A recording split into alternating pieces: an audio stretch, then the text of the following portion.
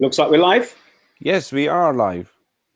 Welcome everybody. Welcome to another inspired-business.tv show. And today, boy, have we got a treat for yourself. But before we move on, I'd like to introduce my co-host, Sam Dosa. Good morning. How are you, Sam? I'm doing great. Yeah, beautiful Birmingham. It's quite windy, but it's amazing. It's very good, and it's fantastic to be on the show today with you, Sukhi Wahiwala, and our amazing guest, Jatinder Palaha. So, off to you, Sukhi. Perfect. So, Jatinder, I'm about to introduce yourself. I'm going to the Inspired Tribe who listen to our podcasts live and also on pre-recorded and via the internet on our YouTube channel. We get constant communication saying that the content is so beautiful and so lively, and more importantly, so enriched with content, with knowledge that people can actually utilize themselves. So welcome once again, Inspired Tribe, and welcome to our journey, our humble journey of taking what we call the world's best influencers, communicators, and individuals in the best of their field to you as an audience, so you can take some journey learnings. Now, today we have not by any chance cut any strings short. We have a very close brother of mine, and his name is Jatinder Palaha. He is the founder and the founder of numerous companies and organizations. So I shall mention a few of them for you. One is Big Fanta Limited, which is an online web portal and marketing strategy organization. The second is the Success Methods online forum, where he shares such amazing, in-depth knowledge about how people can actually move themselves forward with reference to online marketing and structure and strategy. And also we have another joint company by Jatinder and myself and a gentleman called Brian Calder, who we have delivered a new product to the market, which is called the Ultimate Sales Partnership. Basically, this is when we take your product and take it to the market for you and work one by one.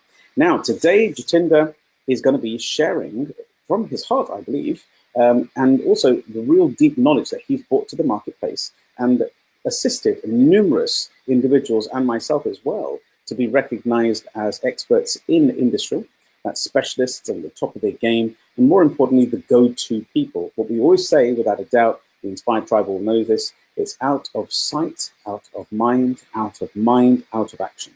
When a person needs your service, if they cannot remember you, cannot find you, you've just lost that sale. So, with no further ado, may I introduce Jatinder Palaha to the stage. Hello, Sam. Hello, Sukhi. Thank you for bringing me on board today. Brilliant. Now we've got major treats for everybody today. We're going to be covering in the first half a little bit more about Jatinder's background and his journey up until now, because this is about inspired business journeys and how he overcame his challenges in life. And what I'm going to do is we've changed it up a little bit. And in the second half, towards the end of the actual program, after we've stopped for our little sponsor information, we will be talking specifically about strategies that you can take away with you immediately to be able to change the financial and also the structure of your organization, and more importantly, ensure that you are the go-to person in your industry. I hope that's going to be very exciting, so stay towards the end as well. Now, today's program, just for your reference, has been brought to you by one of our group companies, which is called the Business Boardroom, and they sponsor this particular segment from now on.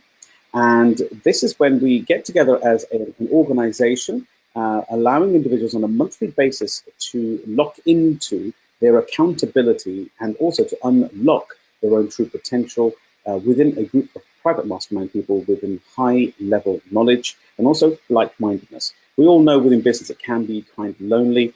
And sometimes, when you've got to make the right decision, it's nice just to have a chat with somebody and say, what do you think? So that happens on a monthly basis. We'll talk a bit more about later on. So Jatinder, may I please welcome you back and talk to you a little bit more about who is Jatinder Palaha and what is your journey? I mean, I know for a fact you've been in this industry for well over 13 years at Big Fanta and also 15 years as in the industry as a whole. But please, feed us some information about how Jatinder Palaha has become the go-to person within the expert industry. Yeah, Sukhi. So, so I've been in the internet marketing, web design development industry for well over 13 years, pretty much straight out of uni. And when I got out of uni, I actually did a placement year with TechLT. After TechLT, I worked with Sun Microsystems. And while I was with Sun Microsystems, I was setting up bigfanta.com.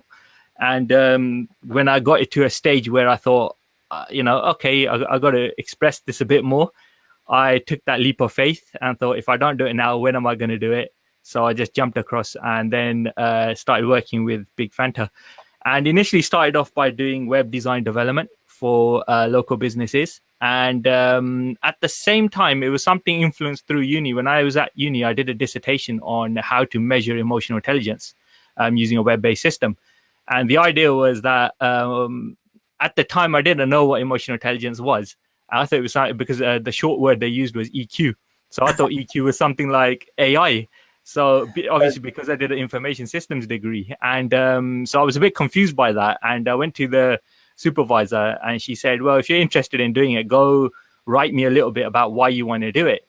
So I thought, okay, I went away, did some research and found out that it was actually emotional intelligence, which is basically your ability to monitor your own and other people's feelings and emotions, and then being able to use those feelings and emotions to pursue and attain goals. That's by Daniel Goleman.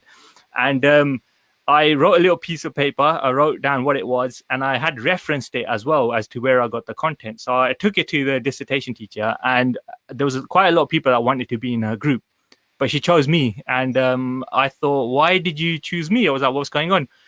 Later on, she was just asking, said, why do you think I chose you? And I thought, I'm not too sure. And I thought, could it be the references? And she said, yeah, because you showed where you got the work from and you did a bit of research behind it. So that's when I found out about emotional intelligence. And then that was kind of my beginning seeds, if you want to know, as into the whole kind of personal development sphere, because that got me interested in human behavior and how the brain works and what's going on and how people think and whatnot. And when I was at Sun Microsystems, I started to educate and learn a lot about this whole human behavior, personal development industry. And ended up doing a lot of things in NLP, hypnosis, went on loads of courses of training, learning about soft skills and whatnot, and was really just immersing myself. And I got to a stage where I thought, why am I doing this? I did a degree in IT, and I got this passion for personal development. Where am I going in life? What do I want to do with this? So I was actually at a workshop by a lady called Janet Schwitzer, who's kind of like marketing brains behind people like Brian Tracy, Zig Ziglar, Jim Rohn, Les Brown. And she had a workshop in the UK. So it was about coaches. It was something along the lines of how coaches create, how experts build empires or something like that. So I went down. It was a 2-day event, solely because I was just interested in coaching and whatnot. And she started talking about information products, sales funnels, and putting your content together, packaging it up and putting it out there for the world to share. And when she was sharing that, it was a penny drop moment for me. I thought, right, I got it. I know exactly what I need to do. I'm combining my passion for personal development and my IT, and I'm going to put them together. And so real poignant point there, isn't there? So it's about finding the crossover between passion and your version of the world, what you want to do for business as well. My father usually says, get passionate about whatever you do. And you were so lucky that you ended up getting your passion becoming your focus. That's right. So what happened then was I think I had a moment of clarity when that was going on. And so I just put it out there. I thought, right, I want to be the go-to person in this industry. I want to become the best person serving the personal development industry for their web services. Right. And as soon as I said that, literally within a week or so, I ended up working with big names in this industry. The first gentleman I worked with was a guy called Ron Holland, who was the first guy to ever bring out the first ever NLP business related book. And this was back in the 80s, I believe he came out with that. So this guy was he had really good knowledge, a lot of information, and he was the person I kind of started off with. And through that, started working on sales funnels, started packaging his content, putting it out there. And slowly just started to pick up more clients in this industry. And as a result of that, that's where I am today. So I thought, let me position myself as the person who gets experts out there and tries to help them. I see myself like a catalyst to get their message out there so they can help the world and serve the community and the world. And in a lucky way, we work together as well. So that's been a very humble journey. over the last, I think, nearly 7 years, right, Jatinder? That's right. Yeah. So yeah, that's right. That's been about something like that. 7 to 8 years. It's been like looking and refining that. Amazing. Sam, you have a question there. Amazing. Yes. Oh, you actually created this question about EI, and I'm very high on emotional intelligence, and our upcoming workshop, I would say, where Sukhi is also a lead speaker on that emotional intelligence in business. We will be doing on the 27th of October. Emotional intelligence is very near to me because I've been working on emotional intelligence for a long time. I have derived a lot of courses on that as well. And when you say you were doing the dissertation on emotional intelligence with IT related, it's quite a phenomenal thing. So, in your view, when you look at emotional intelligence, how it interconnects with interpersonal skills? So when I was at uni, I think the buzzword in uni and corporate at the time was this thing about soft skills. Soft skills is about like connecting with other people, being able to work in the workspace and whatnot. And when I looked into the whole emotional intelligence stuff about Daniel Goleman's work, because he's the guy who pioneered it, and he was talking about, your ability of how you actually connect with people, being able to be empathetic in understanding other people and where others are coming from. So it was very kind of focused on other people's behavior and then being able to work with them and adapt with them and getting the best out of them. So I suppose it became the basis of my whole kind of understanding, because I didn't realize that many years later how much impact that actually had on me. It's only when I started revisiting a few things I thought, oh, that's where it came from. That's what's going on. So yeah, so it's a very I saw it as a bit of a kind of at that stage anyway, sort of like an umbrella, where under which personal development and everything falls into.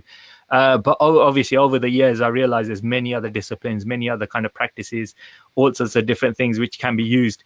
Which they intermingle with each other quite a bit, so it's good to kind of weave in and out and just take the best of what you can and just apply it to business and life.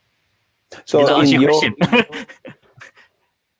So please carry on, Sam. When you say apply it in your business and your personal life, so would you be able to give us a bit of an example anywhere where you find yourself, as you said earlier, that it did help you to recognize your own emotions as well as working with somebody else's emotion, and soft skills was the buzzword at that time. So would you be able to share any example with us whether your emotion actually take precedent onto somebody else's emotion, or you are aware of somebody else's emotions before you actually made your decision for something? Yeah, so if we go back to that time, so I was fresh out of uni, I went back to TechDT, and then after a couple of months I started working with Sun Microsystems, and around that time frame, I was working in corporate, I was learning, taking on all this information. And it was probably there that I had my biggest kind of learnings and understanding about working in a team, in a group. And I think we I was the fourth person in that team. And by the time I left, I think we were up to about 20 something. So I was quite, I feel I was quite influential in creating the company culture or the group culture in our team. And it was working with people at the time and realizing that, I suppose one of the examples I can give you is that we used to have this support desk set up where we used to communicate with people from different parts of the world. So, we might have a Polish website, we might have the France website, Austria website, what are the different websites. And we used to get the group leaders putting a ticket in saying, we need this change, we need that change and whatnot. And what you got to remember is with these people from different places, their first language is not English. So the way they used to come across in text message, for example, was very straight, very, you could say abrupt if you looked at it, but it's not where they were coming from. It's just how they knew how to communicate. And what I used to often find was that people in the team used to get frustrated. So they didn't know how to deal with it or how to react. It's, oh, they want me to do this now. They don't understand it. And so I put a piece of paper together to say, well, you got to understand that they don't know English as a first language. And when you look at the whole kind of communication aspects of it, text, if you were to look at text, if you look at the whole body language thing, you got about 50% is body language, you got 23% is your language, and then about your tone is about 7% or something, rough figures anyway. So where does text messages fall in that? So text messages would fall into just most like not even tone, but into the 23%, right? So you're not getting the full impact of communication. So everything else means that your brain's going to fill in the spaces. So I try to explain that to people and say, well, that's the best way they know how to communicate. They're going to share that information with limited speech. So it's up to you to interpret it, to say, how do I solve, what is it that they're asking me to do? And how do I solve this problem? Instead of getting all emotional about it. And the emotional side of it was linked to the emotional intelligence, because when they realized that they were getting frustrated with all these things, is because they weren't regulating their emotions. And so I was like, you work with them or talk to them. And when they used to get stressed out, I'll be the person they would come and sit next to and just, chill out with me, because they said when they were stressed, one girl used to come up to me and she'll just come up to me and just touch my arm, sit down. And I'm like, what's that for? And she goes, oh, you calm me down. Right? That's a good one. Yeah. On us all at this moment as well, time to does not change anything. So just to touch base, that's such a lovely example of how to be aware of the intelligence or the emotions at this particular time. It's something that I say within the Stimulus method, and I think you're aware of this as well, and so Sam. I call it the RIA, which is basically the real-time emotional awareness. Now, what I mean by that is that it's exactly what you were saying, is actually being aware in that moment right now to understand, because this resolves challenges, or should I say arguments, is an easy way of putting it, where you're trying to say what exactly is the version of the other person's world, and what exactly are they attempting to try to share with me from their position. Now, as you said, that little bit of a conversation around this scenario where the language limitation, meaning there's no reference to intelligence by that. It's just a matter of understanding that the language is of a limited second nature. So the beautiful part of this is that being aware, in the example that you've just shared there, being aware in the now, in that exact moment, using your real-time emotional intelligence, being able to listen for an outcome, and more importantly, a solution. Which leads me to the next question that I had in mind. This also must arise in other people's worlds where they're this kind of what we call misinterpretation, what we classify as what we call a delete distortion, delete, distort, and generalization when we're talking about neurolinguistics. Now, the distortion part of it is what we were talking about, is what does the other person mean, and what do I mean, kind of thing, and what do I want doing. But there was a key that you said just in your conversation, you said, well, it depends on what the outcome was trying to be. Are we trying to create a solution, or are we trying to create a barrier? So on that comes a little question, which, the Inspired Tribe all know this as well, and you're one of them as well, so it's been really wonderful to have you as our guest, that this particular segment, this particular show, The Inspired, is about business journeys, the journey itself. So my question to yourself is that, of course, we've all faced failures of some kind, but how have you personally overcome this kind of a misinterpretation, let's put it as a deletion, a distortion, or a generalization, or whether it's visual, auditory, kinesthetic, or one of the other mediums that we have in our brain, but any significant memory that you've got of what we classify as a failure, and a failure is only the outcome was not the desired outcome. That's the outcome. That is my reference to a failure, because true failure is when you learn nothing from it, right? So the question here is, what is the most significant memory that you've ever had, Jatinder, where a failure has kind of faced you and you've decided to overcome it with your own personal, what we call validations and skill, and your engagement of your RIA, the real-time emotional awareness? That's a very good question, Sukhi. I think I think the thing that comes to mind is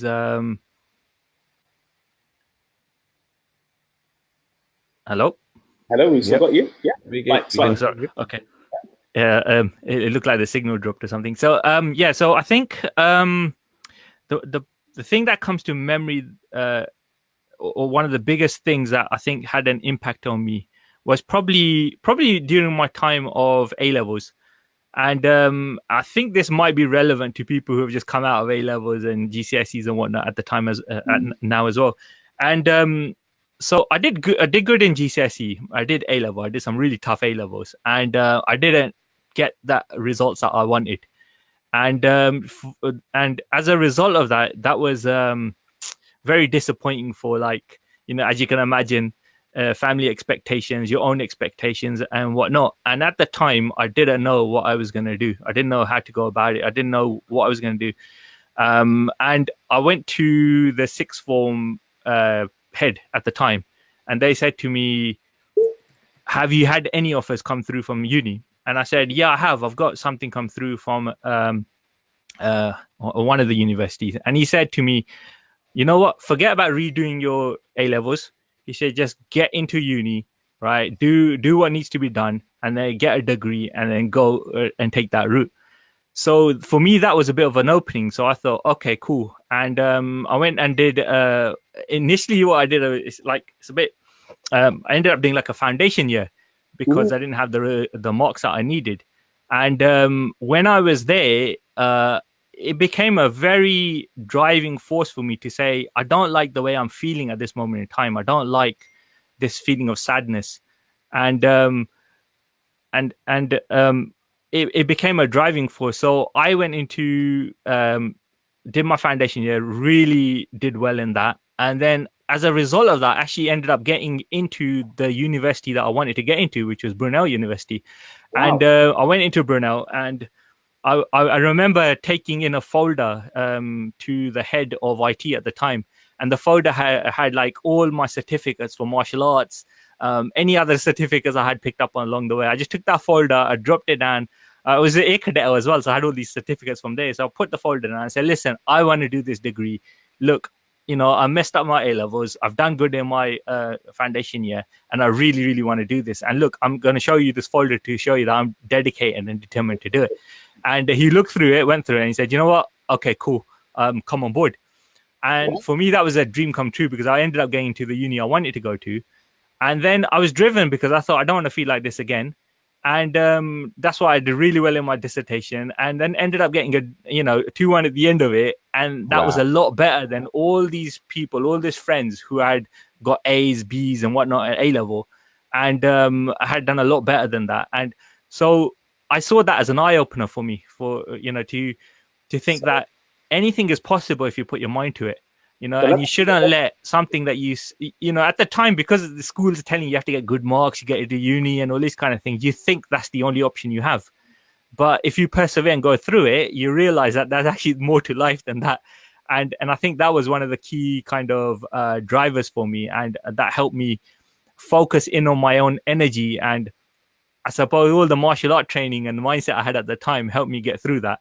And it's something I don't even think about now, because as I said, I ended up working with TechLT. I went to Sun Microsystems, which is a Fortune 500 company. Ended up going setting up my own company at the end of it. So I think any failure you have, it actually becomes a driver if you manage to get over it. That is. And that's such a beautiful answer to the question, because the reality is that you've taken what we classify. Is the signal still connected? I can see you. Yeah, we can see you. We can hear you. Yeah. So basically, the story is that the journey. Yeah. So does that help answer the question? And the journey itself doesn't have to be what we classify as the standard journey that everyone's programmed into their mind. It's any time, as you said, that you switched on yourself. That you became absolutely driven, that you are going to create the change, and that you want to get this degree, which is what the key was. We can hear you okay there, Jatinder. Can you hear it? Oh, right. Okay, cool. Yeah, we can hear you. So, we can hear you. So, okay, cool. Excellent. I think what you have just mentioned, Sukhi, about determination, what Jatinder has showed, and persistency and consistency. And Heavy is a driven, a person who has a driven encouragement within himself and the soul to go forward with it. So Jatinder, you have gone through with so many accolades in terms of your martial art and any other things what you have done. Do you think that having a mentor or a coach does help you, not only within your personal life, but also in your business? Yeah, absolutely. Absolutely. I mean, I think if we talk about mentors, I mean, I suppose one of my first mentors was probably when I used to do martial arts, obviously, because the instructor would teach you, look at where you're good and where you're bad and help you and guide you. And if you take that on board, it's going to, give you the foundations as to what you do. And when I look at when I was at university, my dissertation supervisor was absolutely amazing. I don't know if she knew what she was doing was coaching, but what used to happen was that if I had a problem or anything, I would go up to her and say, look, I've got this problem. I don't know what to do. And she'll ask me a question and say, well, what would you do about it? And I thought, what do you mean? And she said, well, what could you do? And I'm like, I don't know. I'm coming to you for help. You tell me. And she said, and then she'll ask a slightly different question and say, well, what do you think? And, after a few of this back and forth kind of thing, I'll end up answering my own question. And this happened a few times. So every time I had a situation, I go up to her, ask her, and she'll say, well, what do you think? What do you think? And this became her kind of motto, and everybody used to kind of joke around it because anybody who went to her, she did the same thing. So what do you think about it? And eventually what happened was I was sitting at home, I was doing my dissertation, and I ran into a problem. And I thought, well, how do I overcome this? And I said, okay, I'm going to go see the supervisor. And what I heard in my mind was, well, what do you think? Right? And I was sitting at home thinking, oh, that's what she's going to ask. So I ended up rehearsing or running through that scenario in my mind and actually ended up asking my own question. So I realized that a good mentor is someone who can awaken the light within you. Mm-hmm. And, so that was probably an interesting one. Then when I was at TechLET, I had this amazing mentor there as well, who was the e-commerce manager, a guy called David Kellis. And I suppose he was probably one of my first business mentors. And when I used to work at TechLET, his door was always open. And if there was a problem or whatever, you go up to him, chat to him, and he was so polite, so authentic, and he'll guide you and support you all the way. So much so that we still keep in contact together. We actually, after he left TechLET, we still did work together because we built up such a good relationship. And then I suppose after that, I've had people like a guy called Kalpesh Patel who, because I did a bit of multi-level marketing at one stage as well, just to see what that was all about. But that guy was really phenomenal. He was very inspirational. Then all the other kind of coaches and entrepreneurs and authors that I worked with were mentoring as well. And now at this moment in time, I'm doing a lot of work with Sukhi, and Sukhi's a phenomenal guide. I've seen him help people excel so much. And he just knows where you are, and he won't force you to do anything. He'll just go with what you are. He'll wait for the moment to be right and even plant the seeds at the right places to help guide you forward. So having a mentor or a guide is key, because you're going to run into situations, a scenario when you don't know what to do. And at those times, it's very important that you can get in contact with someone who can help and guide you. And those kind of things, they just help you overcome any of the obstacles in your way. Absolutely. Very, very true, and very, very actually to the point. And the question which when you used to go to your mentor in college, and when she asks you the question, what do you think? Exactly, the teacher have this, because teacher does not have answers to all the questions. And that's where they come in and says, okay, I don't have the answer, but I don't want to tell the student that I don't have the answer. I just say, why don't I ask the same question to him or her? Then what do you think, in your view, would be the answer for it? So let them start their creativity and start that juices running in their body and in their mind, so they can start to establish the answer by themselves. Because as a teacher, as a mentor, as a business coaches, we might not have the answer, but if you started to ask the right question to your mentee and your coachee, they will be able to answer their own question. So it's important, as you mentioned, that to have a coach and a mentor is important. I think that it's good to kind of make a distinction between a coach and a mentor, because a coach is someone who may not necessarily have the answers. So they try to ask you questions and guide you, whereas a mentor, most likely, if they've done what what industry you're in, they will probably know what to do. They may not tell you straight away, but they may guide you into that direction. Absolutely. So there is a big difference, I feel, between a coach and a mentor. And my supervisor, she was both. She was a coach because she was asking the right question, but she's a mentor because she's done it herself. She had a PhD and everything as well.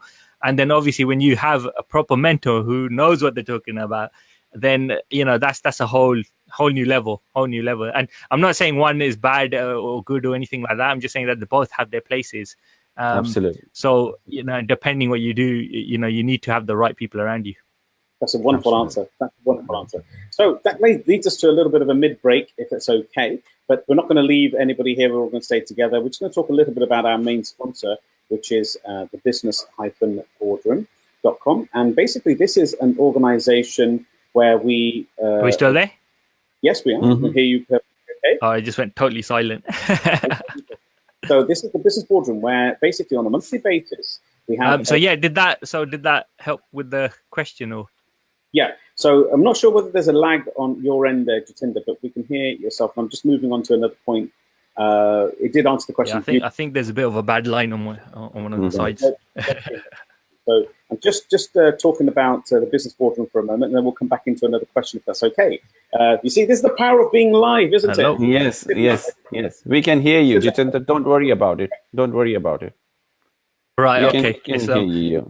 Yeah, you will get silence in there, so don't worry about it. Sukhi is trying to convey the message for the sponsors now, so you should hear what he's saying. So if you are not hearing us, don't worry about it. We will connect with you on the segment. Thank you, Sukhi. Brilliant. Right, okay. Cool. Just back on that conversation. So the Business Boardroom itself is a monthly... So was there anything else you wanted me to add on that side of it? Yep, just give me 1 second. We're going to talk about the Business Boardroom. I'll come straight on to the next question as well.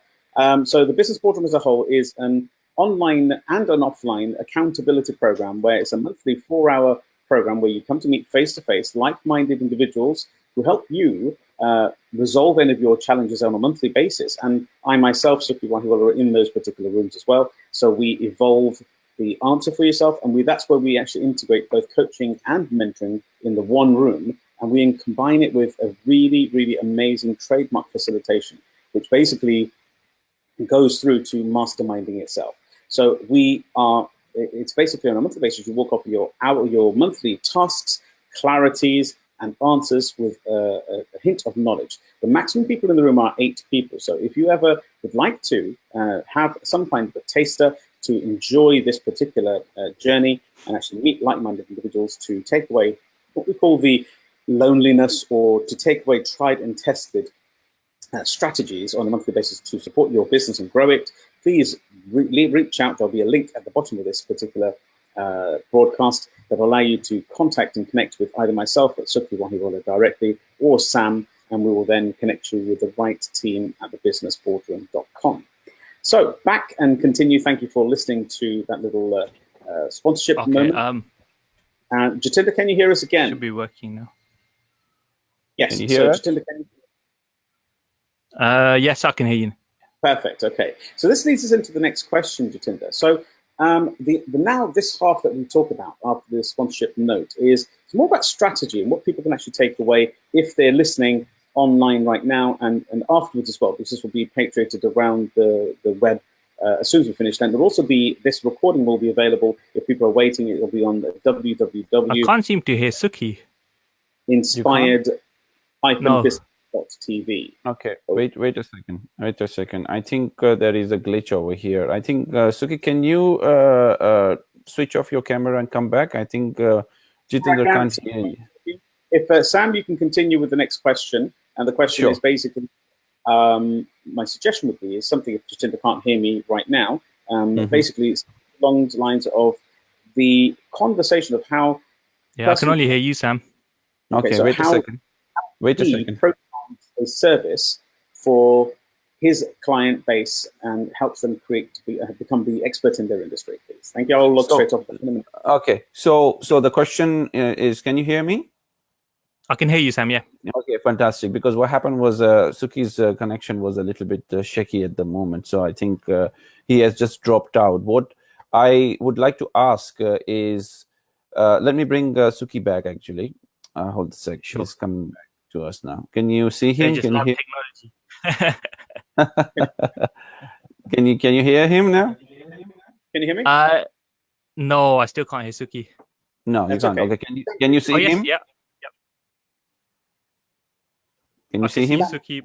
Yeah, Sam, please continue. Please continue. Okay. Perfect. Okay. So the next question is more geared towards your expertise in your business as a consultant because you are award-winning IT consultant. So what sort of strategy do you use to help your clients or anybody who'd like to be your client? What sort of strategies you will be able to give them? So it depends on the industry the actual client is in it. So if we're working with like local businesses, then with local businesses, it's about local marketing and seeing what strategy we can put together to help like accountants or chiropractors or someone, or a doctor even, and get more people coming in through to their dentist, for example. When those seem to be like local strategies that we use, they're mainly to do with local searches. When we work with the niche industry of like authors, entrepreneurs, life coaches, it depends on what their industry is, what message they're trying to get out there, and we sit down and have this whole conversation to map out what is it they're trying to do. So what we do, I use something called the digital Samac method, which is kind of like built on 5 pillars, which are based on strategy, implementation, marketing, assessing, and calibrate. That's what the Samac basically stands for. And this is like my learnings from over the last 13 plus years. And it's kind of an amalgamation, because what I realized was that people generally tend to think that what they need to do is have just a website, and then they make a website live, and that's it. It's all over. Business is going to come flooding through the gates. But the reality of it is that's not really the case. There's about 5 things beforehand that need to be checked into before we can actually implement a good web strategy.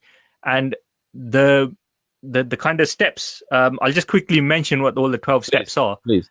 And in the order that they usually take place. So in the strategy phase, just before that, we have 2 elements. We have an online phase and an offline phase.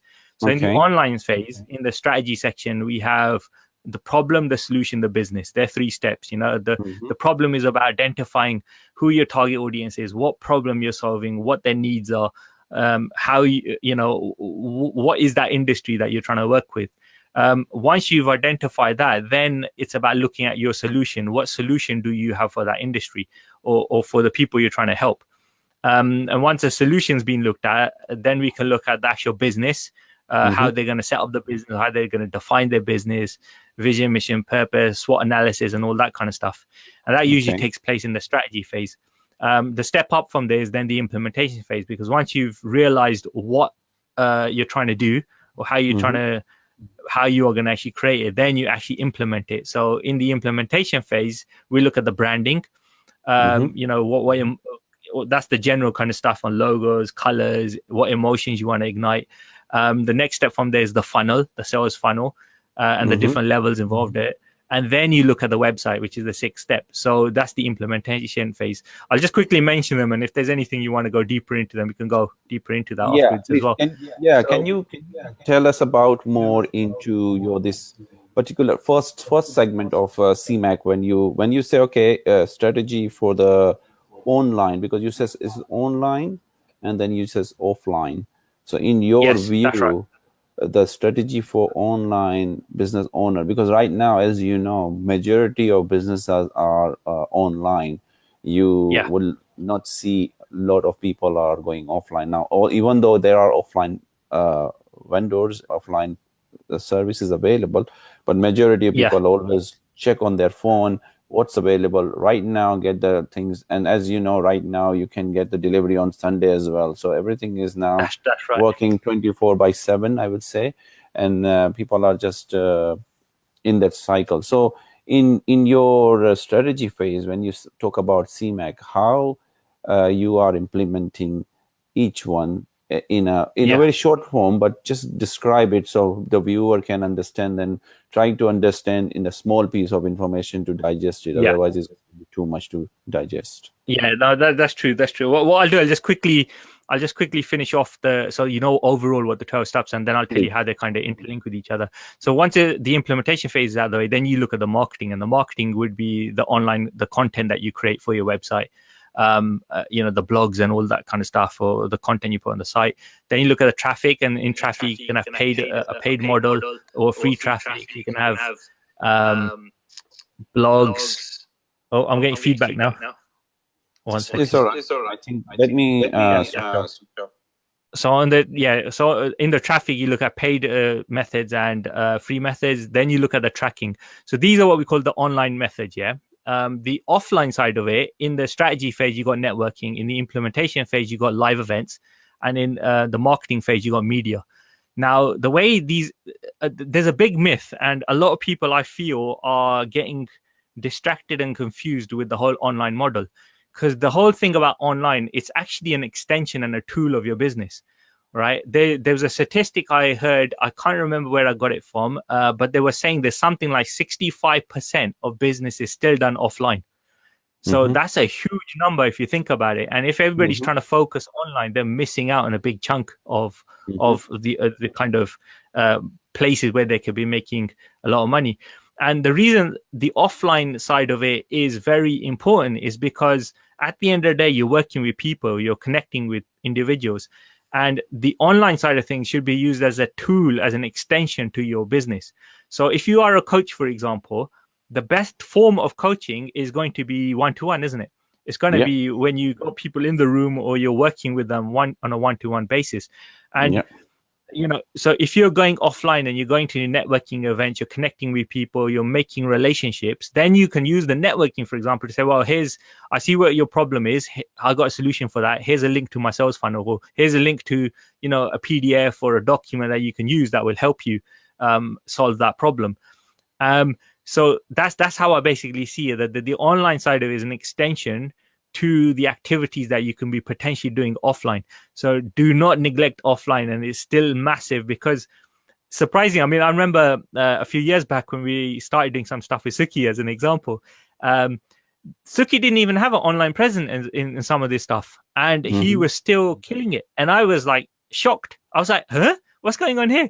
So that's what got me to look into these things a bit deeper and realize that the online, I feel, is an extension of your business and not just the be all and end all, if that answers the question. Yeah, it does. It does answer the question.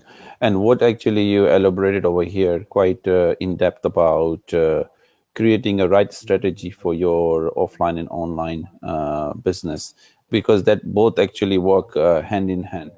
You can't That's right. They should complement. They complement. As you said, the extension of your offline to online will help you, because as majority of people do wants to come to your shop and see the product and touch them and feel them and see them and everything. And online product is most probably everything is online and you can't touch and feel, and you will have large number of returns. Sometimes people will say the color was not right color which I was looking for. I've seen a lot of businesses start the business and they do that photography of their products and they upload everything and people buy it, and then when they receive the product and say, well, that's not actually matching the color which is on your website, so I don't want it, I just want to return it back to you. So what you are saying is perfectly making sense, actually perfectly making sense. Thank you for sharing that. Can I begin this time round, or is it just you, Sam? No, we can hear you. I can hear you, Sukhi. Okay, brilliant. So if I could just interject, thank you very much for highlighting the fact that the online and offline is so important to be synchronized along with all of your social media as well, because what you've found and what we've found over the years is that people ask for different things on different platforms, and the actual end user tends to be the same person following across the medium, but then they get slightly confused. Is that right, Jatinder? Yes, that can so happen. I mean, if you look at the whole online space, it's literally digital noise to some extent, because so many people are just putting stuff out there. It's the bombardment. It's so easy. It's like a magpie chasing the silver item or something. They jump from one thing to another, and when people jump from one thing to another, there's no focused energy there, so they don't achieve what they set out to do. And it's so easy to get distracted online, and you got to be very careful as to what you're doing online and how what you're doing is actually giving you a return, or so you can measure it, and it's actually benefiting you. I mean, take social media for example. I mean, there's this myth that people thinking that the more followers they get, the more, I don't know, money you'll be making or whatnot. But the reality is that's not the case. It eventually gets to a stage where it becomes like a numbers game. And what I mean by that is I got a friend who deals with email marketing for as an example, yeah, and he was telling us that you could have 1 million emails go out, but only like 1 to 6% are going to actually look at the email, and then another 1 to 6% of that are going to actually click through to the email, and then another 1 to 6% is going to actually look at your web page, and then the numbers just dwindle. And by the time you got 1 million people going through it, if it's not highly targeted, you'll only end up with a certain number of people that may actually take up on your offer. And social media to some degree works in that manner as well. So you might have thousands and thousands of followers, but not all of them are going to filter through to your funnel. So the idea is to get very focused as to what you're doing, why you're doing it, and where you want to direct people when you're actually doing anything online. Wow. So now, just to clarify, we are in the last 10 minutes of our broadcast now. So I just want to... Wow, it's gone quick. It's gone very quickly, hasn't it, team? But the Inspire Tribe knows that we tend to squeeze our guest speakers for some actual active information that they can use in their own business. So online, we're going to have lots of people who have come from the background of, as you suggested already, coaching, mentoring, but also individuals who come from the holistic healing environment, and also individuals who have what we call the traditional open shop type style of businesses, restaurants, taxi services, etc.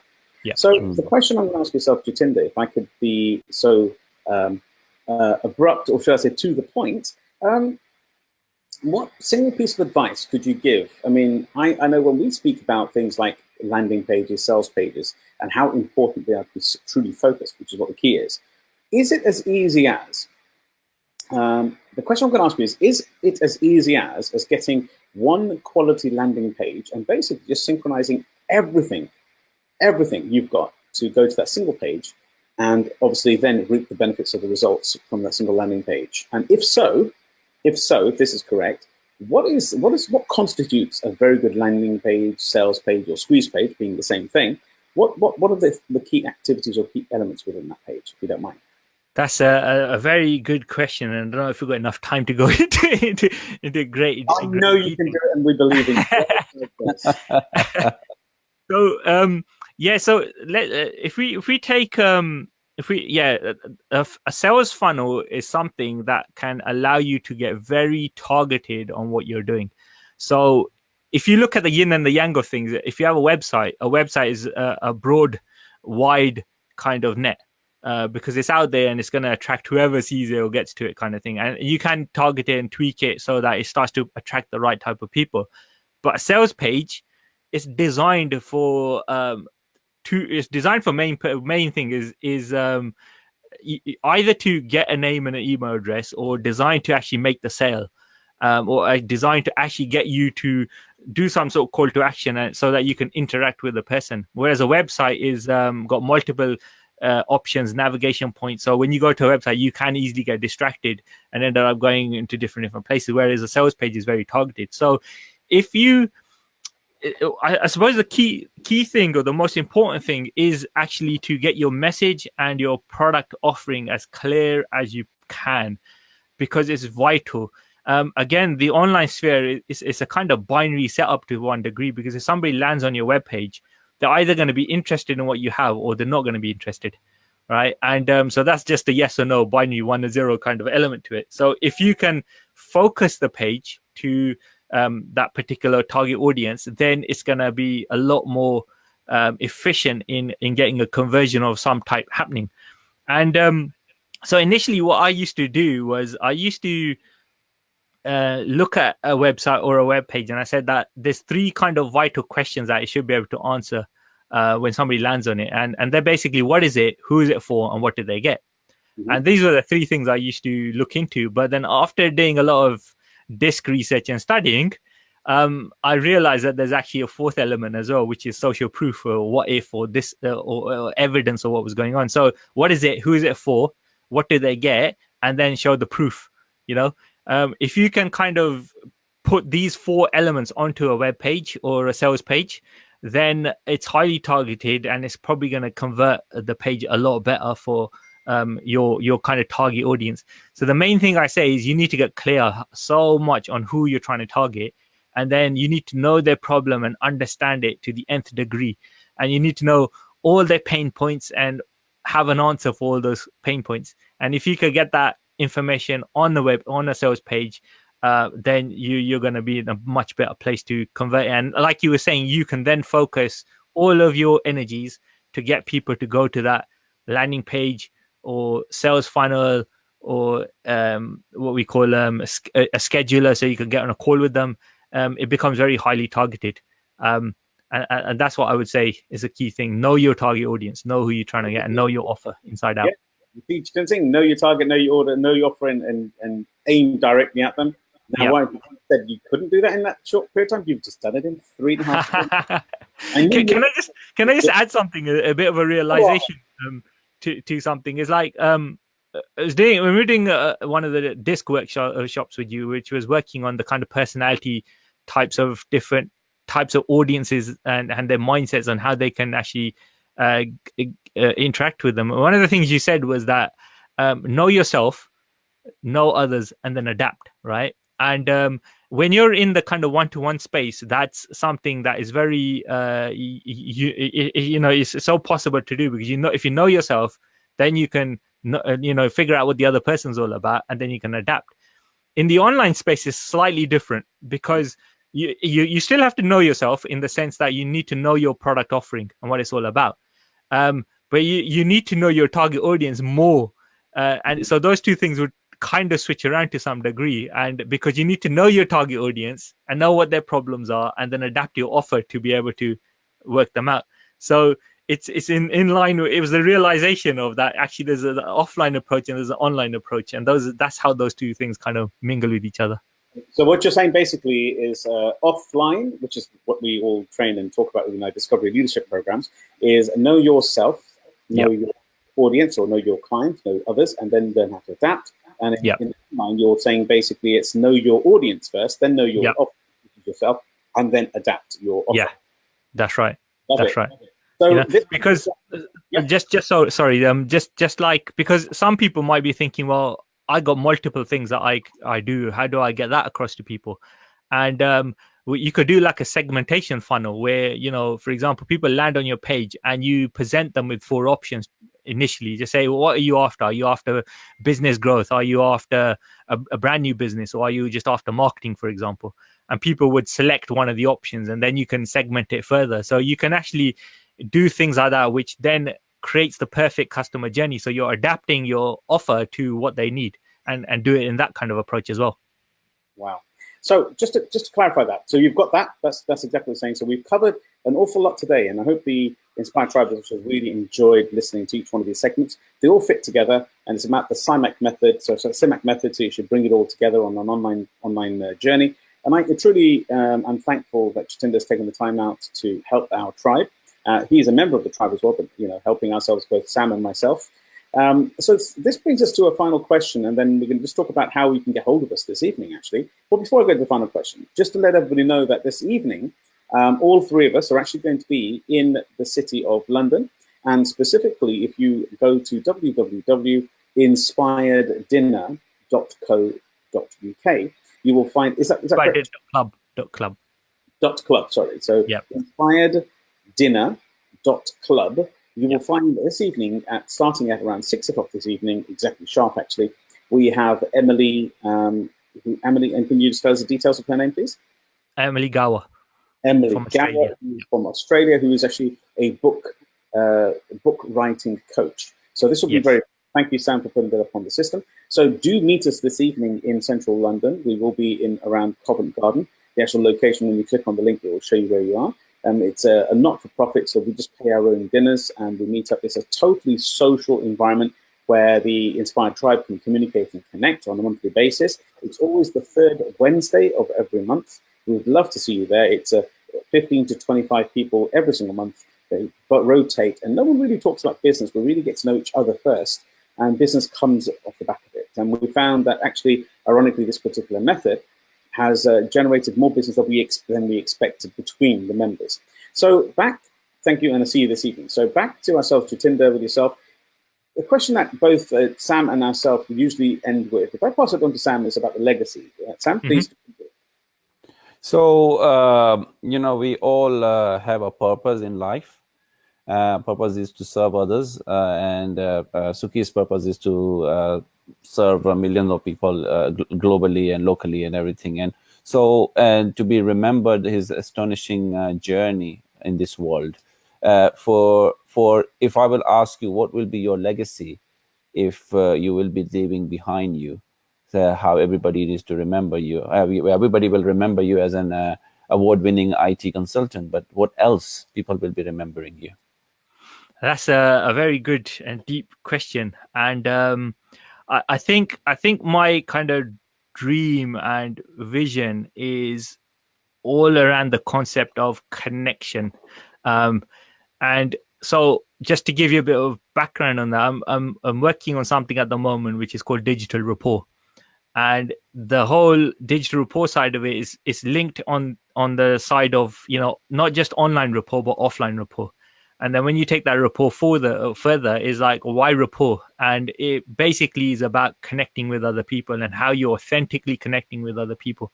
And I feel that with the emergences of all these kind of social media and what we're hearing about how people are so disconnected from each other, I want to, I suppose, create a way or leave things behind, whether it's education or training or interviews with experts that help people connect with themselves so they could connect with others.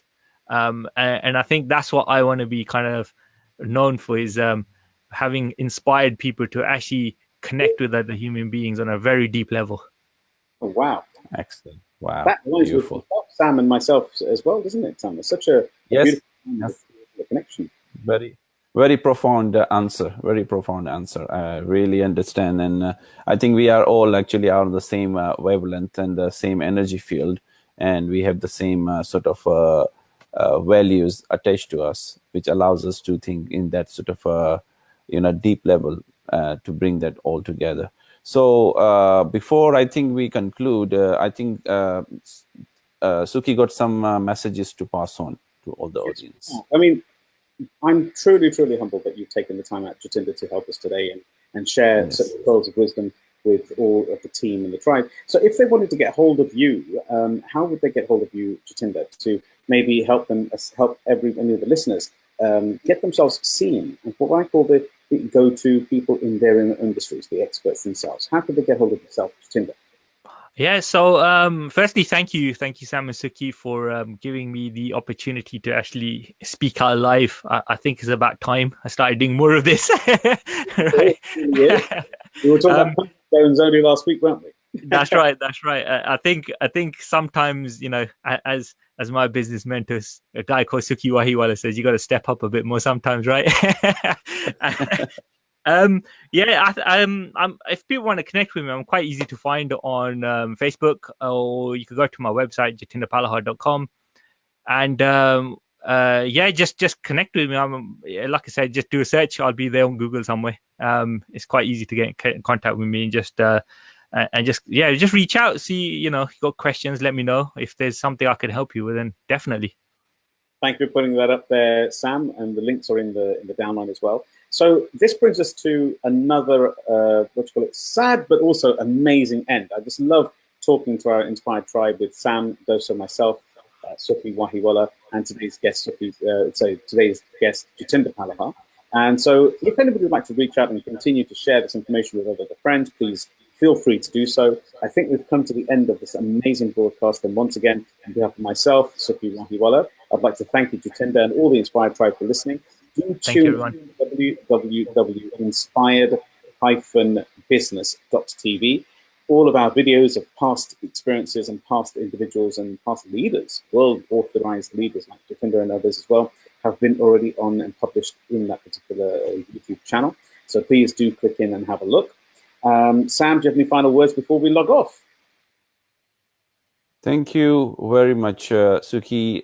Thank you, Jatinder, and for all the people who have joined us. today live. We are very, very humbled that you are supporting us with this initiative, and we hope you are enjoying what we are bringing to this platform. And anything which you would like us to bring in, please do not hesitate to contact myself or Sukhi Wahiwala to be sharing on this platform. And we are very, very humble about Jatinder to be on our guest today for sharing his Samac method of digital marketing and all other wisdom he shared with us, and hope everybody will learn something from this fantastic broadcast today. As earlier mentioned by Sukhi, that this is going to be segmented and put it onto inspired-business.tv website, which is connected to our YouTube channel. So please do subscribe to YouTube channel, which contains a lot of past interviews, which might get you amazing knowledge you might be waiting for to hear from us. So with this, I would like to say goodbye and all the best for today, and looking forward to getting back to you with a fantastic episode next month. Bye for now. Thank you very much. Thank you very much. Bye for now.